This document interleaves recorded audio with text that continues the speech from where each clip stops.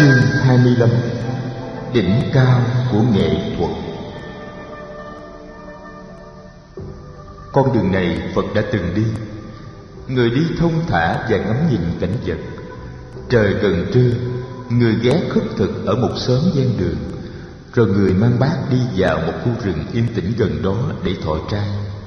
Thọ trai xong, Phật đi kinh hành trong rừng, và sau đó người tìm một gốc cây yên mát ngồi xuống để tĩnh tọa. Được sống trở lại một mình trong rừng, Phật rất hoan hỷ. Người ngồi tĩnh tọa được hồi lâu thì thấy một đám thanh niên đi ngang. Đây chắc là những thanh niên con nhà khá giả, bởi vì người nào cũng ăn mặc tươm tất sạch sẽ. Họ khoảng 30 người. Nhiều người cầm nhạc cụ trong tay. Thấy Phật, họ ngừng lại. Thanh niên đi đầu cúi chào và hỏi người: Sa môn, ông có thấy một cô gái mới chạy ngang qua đây không? Phật hỏi lại: Các bạn tìm cô gái ấy để làm gì? Người thanh niên kể lại đầu đuôi câu chuyện. Bọn họ đều là dân thành phố Ba La Nại. Họ vào rừng này từ sáng để tổ chức một cuộc vui. Họ có đem theo nhiều nhạc cụ và một cô vũ nữ. Sau khi đàn hát, nhảy múa và ăn uống, cả bọn đều tìm chốn để ngả lưng ngủ trưa. Trong khi mọi người ngủ trưa, cô gái đã đánh cắp một số những đồ châu báu trang sức của bọn con trai và bỏ đi mất. Các chàng trai thức dậy, thấy mất đồ trang sức của mình nên rủ nhau đi lùng bắt cô gái. Phật nhìn các chàng trai và trầm tĩnh nói: Này các bạn, trong giờ phút này, các bạn nên đi tìm cô gái hay là nên đi tìm chính các bạn? Các cậu con trai ngạc nhiên. Phong thái của ông thầy tu đã đặc biệt, mà câu hỏi của ông ta cũng đặc biệt. Câu hỏi đó làm các cậu giật mình. Họ rủ nhau ngồi xuống, vây quanh Phật. Chàng trai đầu đàn nói: Bạch Sa môn, có lẽ chúng con nên đi tìm chúng con trước. Phật nói: Sự sống chỉ có mặt trong giây phút hiện tại, nhưng tâm ta ít khi chịu an trú trong giây phút hiện tại. Tâm ta hay ưa trở về quá khứ hoặc vọng đến tương lai. Ta cứ tưởng ta là ta, nhưng quả thực ta chưa hề thực sự tiếp xúc với ta, bởi vì tâm ta cứ rong ruổi chạy theo những ảo ảnh của quá khứ và của vị lai. Chỉ có một phương cách duy nhất để tiếp xúc với sự sống đích thực, đó là trở về với giây phút hiện tại. Nếu các bạn biết trở về với giây phút hiện tại, thì các bạn trở nên tỉnh thức, và lúc đó các bạn mới có cơ hội tìm được các bạn. Các bạn hãy nhìn những đọt lá xanh và ánh sáng mặt trời đang lọc qua những đọt lá ấy. Các bạn đã từng có dịp thực sự ngắm nhìn màu xanh của lá cây trong trạng thái trầm lặng và tỉnh thức của tâm chưa? Màu xanh ấy là một khía cạnh vi diệu của sự sống.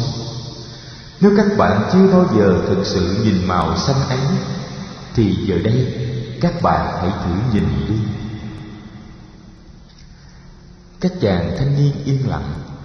Theo ngón tay trỏ của Phật, họ ngước nhìn những ngọn lá xanh đang rung nhẹ với làn gió thoảng của buổi trưa hè. Một lát sau, Phật quay lại với chàng trẻ tuổi ngồi gần bên người và nói: Bạn có ống sáo, vậy bạn hãy thổi sáo lên đi. Chàng thanh niên hơi ngạc nhiên một chút, nhưng cũng lấy sáo ra. Ngồi lại ngay ngắn, anh ta đưa ống sáo lên thổi. Mọi người lắng nghe. Tiếng sáo đượm buồn như tiếng than khóc của một cuộc tình duyên vỡ lỡ. Trong khi anh thổi sáo, mắt Phật không rời khỏi anh.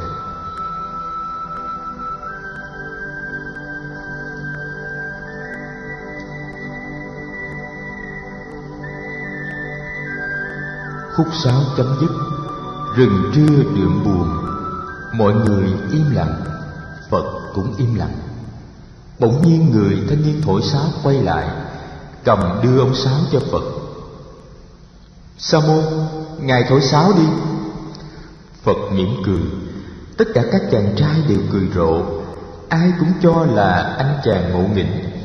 đã có ai đưa ống sáo để bảo một vị sa môn thổi bao giờ.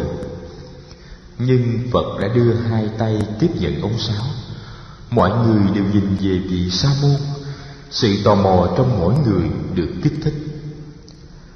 Phật thở những hơi thở thật dài và thật nhẹ, rồi người nâng ống sáo lên ngang miệng. Hình ảnh người con trai thổi sáo năm xưa trong vườn Thượng Uyển ở thành Ca Tỳ La Vệ hiện ra trong Phật. Đó là một đêm trăng. Đó là Hoàng hậu Maha Ba Xà Ba Đề ngồi trên ghế đá đang liêm diêm lắng nghe. Đó là Gia Du Đà La với đỉnh trầm thơm mới đốt. Phật bắt đầu thổi sáo.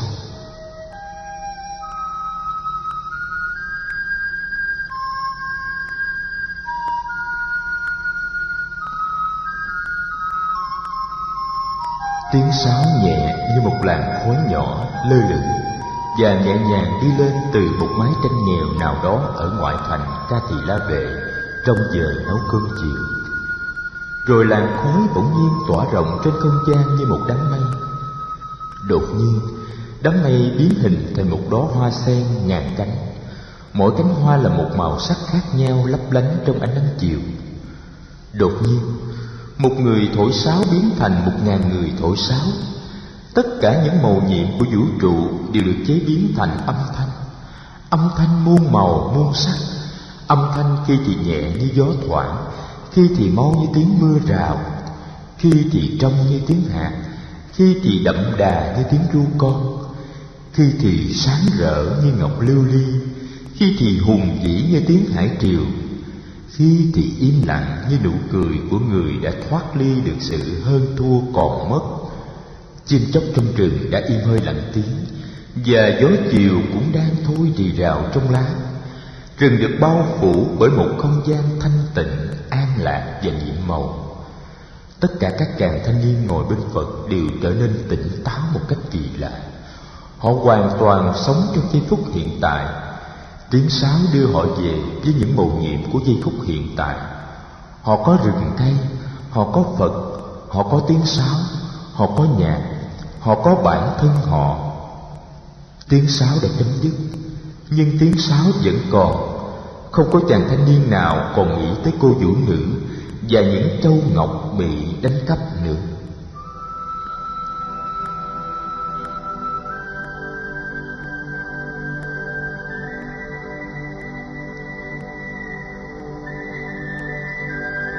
Họ ngồi yên lặng rất lâu. Cuối cùng chàng thanh niên thổi sáo lên tiếng hỏi Phật: Sa môn, thầy thổi sáo thật hay. Con chưa bao giờ nghe ai thổi sáo diệu kỳ như vậy. Thầy đã học với ai? Con có thể theo thầy để học thổi sáo được không? Phật mỉm cười: Hồi nhỏ tôi đã học thổi sáo, nhưng 7 năm nay tôi không có dịp thổi. Đây là lần thứ nhất tôi thổi sáo trở lại sau 7 năm. Nhưng tiếng sáo bây giờ lại có chất liệu hơn tiếng sáo ngày trước. Tại sao vậy thưa Sa môn? Tại sao sau 7 năm không tập vợt mà tiếng sáo của thầy lại hay hơn? Thổi sáo hay không phải là chỉ do tập vợt nhiều. Sở dĩ tôi thổi được hay hơn ngày xưa là tại vì tôi đã tìm được chính tôi. Nghĩa là tôi đã tìm được đạo giác ngộ. Bạn không thể đạt được tới chỗ tuyệt vời của nghệ thuật nếu bạn không lên tới được chỗ tuyệt cùng của tâm linh. Vì vậy, nếu bạn muốn thổi sáo hay thì bạn phải tu học theo con đường tỉnh thức. Rồi Phật bắt đầu giảng cho các chàng thanh niên về đạo giác ngộ, về 4 sự thật và con đường bát chánh. 30 người thanh niên nghe người giảng đều được tỏ ngộ. Tất cả đều quỳ xuống và tỏ ý xin làm môn đệ xuất gia của người. Phật vui lòng làm lễ xuất gia cho họ ngay tại chỗ, và người bảo 30 chàng thanh niên tìm ngay về vườn Lộc Uyển để gặp Đại Đức Kiều Trần Như. Người dặn họ trình bày tự sự với thầy Kiều Trần Như và xin thầy cạo bỏ râu tóc, khoác áo khất sĩ và thọ lãnh những lời chỉ dẫn tu học. Người bảo trong một tương lai gần họ sẽ được gặp lại người. Đêm ấy, Phật nghỉ trong rừng. Sáng hôm sau, người vượt sông Hằng, rồi theo bờ sông đi về phương đông. Người dự định sẽ ghé thăm bọn trẻ tại thôn U Lâu Tần Loa trước khi đi về Dương Xá gặp vua Tần Bà Sa La theo lời hứa cũ.